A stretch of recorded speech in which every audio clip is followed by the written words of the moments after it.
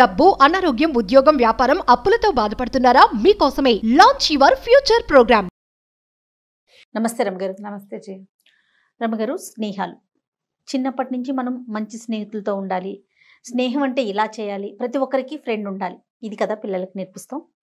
పెరిగి పెద్ద అయిపోయినాక అంటే ఎవరి జీవితంలో వాళ్ళు స్థిరపడిన తరువాత ఈ స్నేహాలు అనేది ఎంతవరకు ఉండాలి రమగారు? అంటే ఇప్పుడు ఇద్దరు స్నేహితులు ఉన్నారు, ఒక అమ్మాయి అబ్బాయి తీసుకుందాం, అబ్బాయికి పెళ్ళైపోయింది, అమ్మాయికి పెళ్ళైపోయింది, కానీ ఒకరి లైఫ్లో ఇంకొకళ్ళు, ఒకరి జీవితం మీద ఇంకొకరి ప్రభావం ఎంతవరకు ఉండాలి, అసలు ఎంతవరకు ఇన్వాల్వ్ అవ్వాలి? ఇప్పుడు అతని జీవితం అతనిది, ఈ అమ్మాయి జీవితం ఈ అమ్మాయిది కదా. ఏ ఏ విషయాల్లో వీళ్ళ ఫ్రెండ్షిప్ ఉండాలి? అన్నిట్లోనూ ఉండొచ్చు కానీ అన్నిట్లలోనూ ఉండకూడదు. వేటిల్లో ఉండకూడదు? ఇప్పుడు హ్యూమన్ రిలేషన్స్ ఎలా ఉంటాయి జయ? మానవ సంబంధాలు సాధారణంగా వ్యాపార బంధాలుగా ఉంటాయి. బార్టర్ సిస్టమే కదా. నువ్వు నాకు ఇది ఇవ్వు, నేను నీకు ఇది ఇస్తాను. నువ్వు నాతో ప్రేమగా ఉండు, నేను నీతో ప్రేమగా ఉంటా. నువ్వు నాకు హెల్ప్ చేయి, నేను నీకు హెల్ప్ చేస్తా. స్నేహాల్లో ఇలాంటివి కొంచెం తక్కువ ఉంటాయి. వాడు ఏం హెల్ప్ చేయడు, వాడికి ఏం తెలియదు. కానీ ఫ్రెండ్ పాప మనవాడు మన ఫ్రెండ్ కదా అని సహాయం చేస్తారు, వెనకాల పెట్టుకుని తిరుగుతారు. వాడు సరిగ్గా చదవపోయినా హెల్ప్ చేసైనా పాస్ చేయించాలని చూస్తారు. మనకి ఏదైనా ఒక మంచి చోట వస్తే మన ఫ్రెండ్ కూడా అక్కడ వాడు మనంత బ్రైట్ కాపోయినా హెల్ప్ చేసైనా మనం ఒక చోట వాళ్ళం కదా, ఒక చిన్నప్పటి నుంచి కలిసి ఉన్నాం కదా, స్నేహంతో చేస్తారు. పెళ్లి సంబంధాలు కుదురుస్తారు, స్నేహాలతోటి కుదురుస్తారు. అవును, మా ఫ్రెండ్ ఉన్నాడు, కొంచెం నిదానస్తుడు అని చెప్పి సంబంధాలు కుదుర్చేస్తారు. లేదా మా ఫ్రెండ్ ఉంది, మన తెలుసు, మా క్లాస్మేట్. ఇప్పుడు ఇది వరకు మగవాళ్ళు ఆడవాళ్ళు స్నేహాలు, ఇప్పుడు మగ స్నేహాలు అయినాయి. అవును, ఇటీవల కాలంలో మనం చూస్తున్నది ఏంటంటే, ఇద్దరు అమ్మాయిలు ఫ్రెండ్స్ అయితే ఒకళ్ళ మొగుళ్ళని ఒకళ్ళు ఎక్స్‌ప్లాయిట్ చేసే ధోరణి ఒకటి కనపడుతోంది. కథల్లో కనిపిస్తాయి మనకి, స్నేహితురాలి భర్తతోటి అని, నా ఫ్రెండ్ తాలూకు బాయ్ ఫ్రెండ్ని నేను ఎక్స్‌ప్లాయిట్ చేయటం అనేవి కూడా కనపడతాయి. ఇప్పుడు కథల్లో బాగా కనిపించేవి ఇప్పుడు నిజ జీవితాల్లో కూడా అవి కనిపిస్తున్నాయి. ఓకే, ఇవి కనిపిస్తాయి. ఇప్పుడు మళ్ళా ఆడపిల్లలు అమ్మాయిలైతే ఇట్లా, అబ్బాయిలైతే ఫ్రెండ్ భార్యని ఎక్స్‌ప్లాయిట్ చేయటం. ఇదివరకు అదేదో సినిమాటిక్ వ్యవహారంగా ఉండేది, ఇప్పుడు మనం న్యూస్ల్లో చూస్తున్నాం. అన్ని దరిద్రాలు చూడాల్సి వస్తుంది, న్యూస్లో కనబడుతుంది. ఇదేంటంటే ఒక హద్దు లేని వ్యవహారం అనమాట అది. ఫ్రెండ్స్ ఒకళ్ళ ఇళ్లలో ఒకళ్ళకి వెళ్తే పర్వాలేదు, బెడ్రూముల్లో కూడా వెళ్ళిపోతే ఇట్లా విచ్చలవిడితనం కదా. విచ్చలవిడితనమే కదా, కంట్రోల్ లేదు నీకు.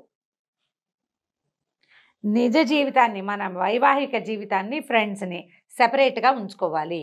ఎస్, దీనివల్ల నీ వివాహ బంధమే కాదు, నీ స్పౌస్ కూడా ఏమి ఇబ్బందుల్లో పడకుండా ఉంటుంది. అంతే కదండి. ఇప్పుడు నేను సంతోషంగా ఉండాలి, నేను అనుకుంటే ఎట్లా? పెళ్లి చేసుకున్నాక నేను కాదు కదా, నువ్వు కాదు, డబుల్ కదా, జంట. ఈ జంటలో నువ్వు పెళ్లి ఎందుకు చేసుకుంటావు? అమ్మాయికి ఏదో ఇంపార్టెన్స్ ఇవ్వడానికి, లేదా అబ్బాయికి ఇంపార్టెన్స్.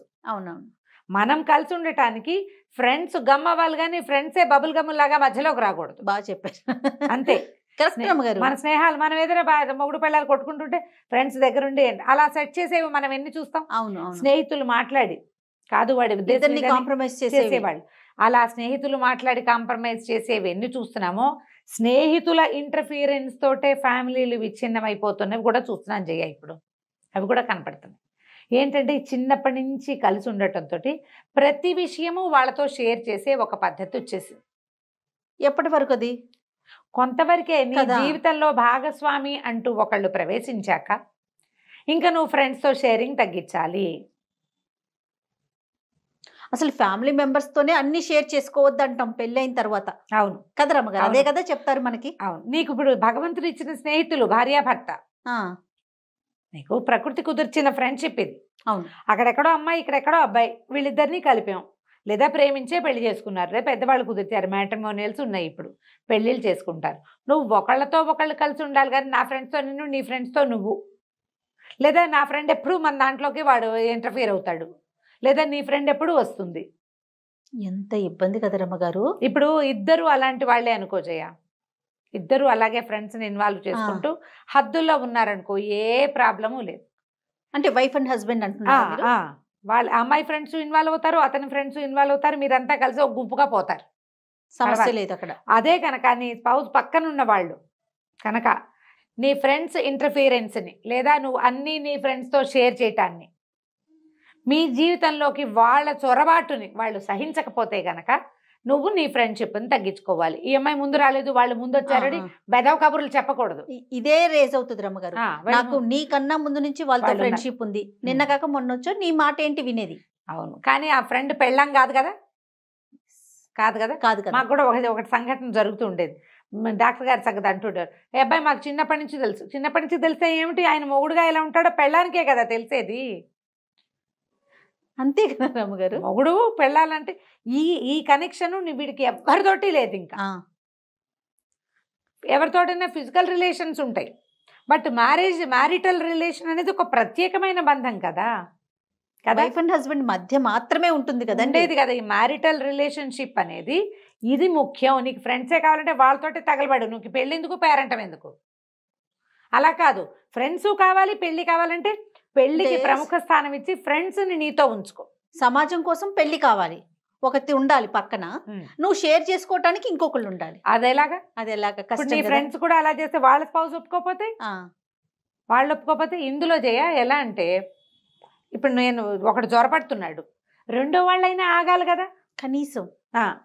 వీడు అన్ని తనకు షేర్ చేస్తాడు, అరే మీ ఆవిడ ఏం ఫీల్ అవుతుందో, ఆ అమ్మాయి వద్దంటుంది, ఆ అమ్మాయికి నచ్చకపోవచ్చు అని వీళ్ళైనా తగ్గాలి. అవతలున్నది ఒక అమ్మాయే కాబట్టి అర్థం చేసుకోవాలి కదా, కనీసం అర్థం చేసుకోవాలి. అలాగే సెల్ఫిష్ పీపుల్ ప్రజలు ఎట్లా ఉన్నారు, మనది బంద్ అయిపోతే చాలు, అసలు చుట్టుపక్కల చూడడం మానేసాం మనం.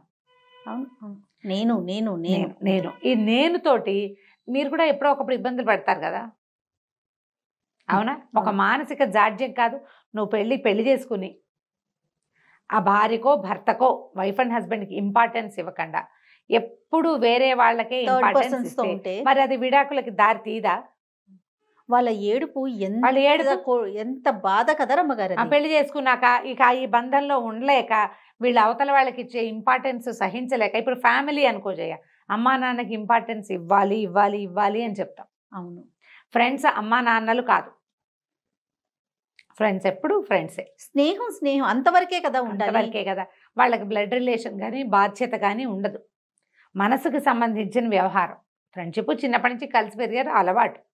తర్వాత ఫ్రెండ్షిప్ అంటే ఇంకొక విషయం రమ్మగారు, పిల్లలు కూడా ఒకళ్ళనే చూస్ చేసుకుంటున్నారండి. ఇప్పుడు స్కూల్ పిల్లలు కానీ టీనేజ్ పిల్లలు కానీ పొద్దున్న లెగిసిన దగ్గర నుంచి వాళ్ళతోటే మాట్లాడుకుంటారు, రాత్రి పడుకునే వరకు వాళ్ళతోనేనండి. అబ్బాయి అయినా ఉండొచ్చు, అమ్మాయినో, లేకపోతే ఇటు అటు మారినా కూడా ఒక్క మనిషితోనే పొద్దున్న నుంచి రాత్రి వరకు ఏం మాటలుంటాయో నాకు అర్థం. నేను చూశాను రమ్మగారు, లెగిసిన దగ్గర నుంచి పడుకునే వరకు ఫోన్లో వాళ్ళతోనే. ఇంట్లో వాళ్ళు కూడా తెగ గొప్పగా చెప్పుకుంటారండి, వాడే చేశాడులే, వాడితో వీడు మాట్లాడుతున్నాడు, ఇంకెవరితో మాట్లాడతాడు. ఇప్పుడు రేపొద్దున పెళ్ళైనా కూడా వాడు ఇదే పని కదా చేస్తాడు, దాన్ని పక్కన పెట్టి వాడితోనే మాట్లాడతాడు. అది ఎంకరేజ్ చేయకూడదు కదండి. ఎంకరేజ్ చేయకూడదు అంటే నువ్వు ఇద్దరు ముగ్గురితో ఫ్రెండ్షిప్ చేయని ఎలా చెప్తాను జయ. చిన్నప్పుడు చెప్పొద్దా, పిల్లలకి 4-5 ఫ్రెండ్స్ వద్దా, ఒక్కళ్ళే ఫ్రెండ్ ఉంటారా? ఇప్పుడు వాళ్ళ మనస్తత్వాన్ని బట్టి డిపెండ్ అయ్యి ఉంటుంది. అది ఎట్లా రమ్మగారు, ఇప్పుడు నువ్వు ఒక్కడితోనే లెగిచిన దగ్గర నుంచి పడుకునే వరకు వాడితోనే వాగి వాగి వాగి పెళ్ళైనా కూడా అదే కదా సమస్య. అంటే ఇప్పుడు దాన్ని మనం కంట్రోల్ చేయలేం, కానీ నలుగురితోటి మాట్లాడుతూ ఉండాలని చెప్పాలి. అదన్నా నేర్పించాలి. అందరితో గొప్ప విషయం అయితే కాదు కదా, అది గొప్ప విషయం అనుకోవడానికి లేదు. వాళ్ళు ఏందే వీళ్ళు ఉండలేని పరిస్థితి వస్తుంది, అదొక వచ్చేసింది అబ్సెషన్ వాళ్ళే అలవాటైపోయి పొద్దుల సమానం వాళ్ళతోటే మాట్లాడుతూ ఉండి ఇంకా పేరెంట్స్ ఫిక్స్ అయిపోతారనమాట, వీడు వాడితోనే మాట్లాడుతున్నాడు, లేకపోతే ఈ అమ్మాయి వాళ్ళతోనే మాట్లాడుతోంది అనేది. అలా కలిసి ఉన్నా కూడా చిరాకే, చాలా కదండి, చాలా చిరాకే. అబ్బో మేము ఎవరిదో పెళ్లికి వెళ్ళాము, పెళ్లిలో ఇద్దరు పెళ్లి కూతురుకు ఒక మంచి క్లోజ్ ఫ్రెండ్ ఉంది, వాళ్ళిద్దరు కలిసే చదువుకున్నారట. ఆ అమ్మాయి దగ్గర నుంచి పెళ్లి కొడుకు ఈ పిల్లని లాక్కెళ్తున్నట్టుగా ఒక ఫోటో కూడా తీర్చుకున్నారు వాళ్ళు. నా నుంచి సెపరేట్ అయిపోతుంది నా ఫ్రెండ్. ఓరి వీళ్ళ వేషాలు అనుకున్నాం మేము, ఫోటో పిచ్చ పలు రకాలే. స్నేహమే ఇది, దానికి దీనికి డిఫరెన్స్ తెలుసుకోపోతే ఎట్లా చేయాలండి? మెచ్యూరిటీ ఇప్పుడు పెరిగిన కొద్ది మెచ్యూరిటీ మెచ్యూరిటీ రాలేదనే, ఏది ఎక్కడ వరకు ఉంచాలో అక్కడ వరకు ఉంచకపోవటము. అవునండి, పెళ్లి చేసుకుంటూ అది పిల్ల అమ్మా నాన్నని వదిలేసి వెళ్తుంది, అది కాదుట. ఫ్రెండ్ వెక్కెక్కి ఏడవటం. పిల్ల ఏడ్చింది కూడా ఆ పెళ్లిలో. ఆశ్చర్యపోయాను నేను, ఊరిని దుంపదేగా ఇదేమిటి మరీ విచిత్రంగా ఉన్నారు వీళ్ళు అని. అట్లా ఓవర్ యాక్షన్ చూడండి రమ్మగారు, ఫన్నీగా ఉన్నంత వరకు ఫన్నీగా ఉంటుందండి. అది పిచ్చి కింద ప్రబలుతుంది కదా. కాపురాలు పాడు చేస్తారు జయ, అట్లా కూడా కాపురాలు పాడు చేసేస్తారు, వాళ్ళని మొగుళ్ళతో సరిగ్గా ఉండనివ్వరు. కాదు రమ్మగారు, ఇలాంటి పర్సనల్ విషయాలు కూడా షేర్ చేసుకొని వింటారా రమ్మగారు? వింటారు ఖచ్చితంగా, ఖచ్చితంగా. అబ్సెషన్ అదొక పిచ్చ, అది స్నేహం అనద్దు, దాన్ని పిచ్చ కింద ఉంది. ఈ పిచ్చని తగ్గించుకోండి, లేకపోతే క్రమంగా మీరు ఇంకా ఇప్పుడు నువ్వు చెప్తావు నీ ఫ్రెండ్కి, దానికి నీకంటే అధికులు ఎవరో ఒకళ్ళు తగులుతారు, అది అటు వెళ్ళంగానే నువ్వేమవుతావు? మీరు చెప్పారు చూడండి ఇందాక, అదే మొదలైతే అంతే పెరిగి పెద్దది. కాబట్టి పిచ్చలు తగ్గించుకోండి. స్నేహాలని, స్నేహబంధాన్ని స్నేహబంధంగా ఉంచి వైవాహిక బంధాన్ని వైవాహిక బంధంగా గౌరవించండి. దాన్ని కలపకండి. మీ స్నేహం వల్ల మీ వైవాహిక జీవితం ఇబ్బంది పడుతుంటే ఆ పని చేయకూడదు. ఆ స్నేహితుల్ని ఉంచుకోండి, తగ్గించుకోండి. స్నేహం ఉంచుకోవాలి, వైవాహిక బంధాన్ని నిలబెట్టుకోవాలి. తేడా లేదు, చాలా ఉందండి. స్నేహబంధాన్ని నిలబెట్టుకోవాలి, అదే నుంచి ఉంటుంది. చిన్నప్పటి నుంచి కలుసున్నారు, ఉండకేం చేస్తుంది, కొత్తగా వచ్చింది కదా వివాహం. అవును, ఇది నీకు లైఫ్ లాంగ్ ఉండవలసింది. ఇప్పుడు చిన్నప్పటి నుంచి బాగా 70 ఏళ్ళు వచ్చేదాకా స్నేహంగా ఉండేవాళ్ళని మనం చూడమా? చాలా మంది కనిపిస్తూ ఉంటారండి. ఫ్రెండ్స్ ఉంటారు, కానీ ఫ్యామిలీ ఇష్యూస్లో వాళ్ళ చొరబాటు ఉండదు. అవును, టచ్ ఉంటుంది, ఇంటర్ఫియరెన్స్ ఉండదు. మీకు తేడా తెలుస్తోంది కదా? అవునవును. మన సంగతులన్నీ వాళ్ళకి తెలిసి ఉండటం వేరు, వాళ్ళు చొరబడటం వేరు. అది మీ వరకు అంటే ఒక ఎత్తు, వచ్చిన వాళ్ళ మీద కూడా వాళ్ళ ప్రభావం చూపిస్తామంటే ఎట్లా? మీ వరకు ఉన్నా కూడా మీరు సలహా సంప్రదింపు వరకు చేసుకోవాలి తప్పిస్తే మీరేం చేయాలో వాళ్ళు చెప్పకూడదు.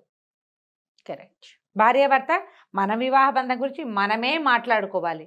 కొన్ని వింటూనే ఉంటాను జయ, ఇవి కొంచెం విచిత్రంగా ఉంటాయి, ఎందుకు ఇలా ప్రవర్తిస్తారంటే నేను అనుకోండి కుర్రాళ్ళకో ఆ పిల్లకో ఆడపిల్లలకో పిచ్చ.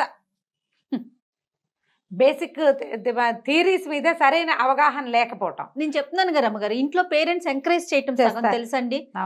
వీడికి వాడే ఫ్రెండ్, వీడికి అమ్మాయే ఫ్రెండ్, ఇంకెవరితో మాట్లాడతాడు, దాంతోనే మాట్లాడుకుంటున్నాడు. అలా చిన్నప్పటి నుంచి ఎంకరేజ్ చేసేసరికి ఓకే, ఇంకా నాకు ఫ్రెండ్ అంటే అదే ప్రాణం, అంటే ఇంకా తనే ఏం జరిగినా, పెళ్ళైనా పెళ్లి కాకపోయినా అన్నిటికీ వీళ్ళే ఓవర్ యాక్షన్. అంతే, సినిమాటిక్ గా. అవునండి, సినిమాటిక్ ఓవర్ యాక్షన్లు కూడా కాస్త అవి తగ్గించుకుంటే బాగుంటుంది. అవతల వాళ్ళ జీవితాలు కూడా బాగుంటాయి. మన స్నేహం ఇతరుల జీవితానికి ఇబ్బంది కాకూడదు, ఆలోచించి ప్రవర్తించాలి. సూపర్. నమస్తే రమ్మగారు. నమస్తే.